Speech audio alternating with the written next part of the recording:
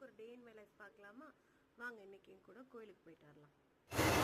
ஆமாங்க, நீங்கள் கேப்ஷனில் பார்த்தது கரெக்டு தான். நான் இன்றைக்கி மயிலாப்பூரில் இருக்க கபாலீஸ்வரர் டெம்பிளுக்கு வந்திருக்கேன்.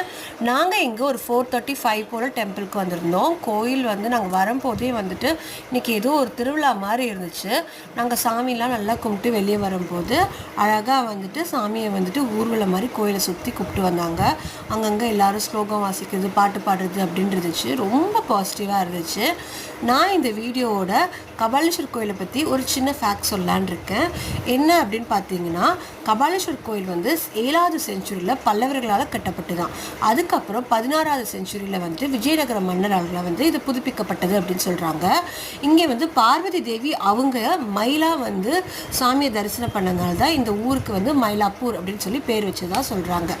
ஸோ இந்த ஃபேக்ட்ஸ் மாதிரி உங்களுக்கு ஏதாச்சும் ஒரு ஃபேக்ட்ஸ் மயிலாப்பூர் கபாலீஸ்வரர் கோயில் பற்றியோ இல்லை மயிலாப்பூர் பற்றியோ தெரிஞ்சுன்னா கமெண்ட் பாக்ஸில் கண்டிப்பாக கமெண்ட் பண்ணுங்கள்.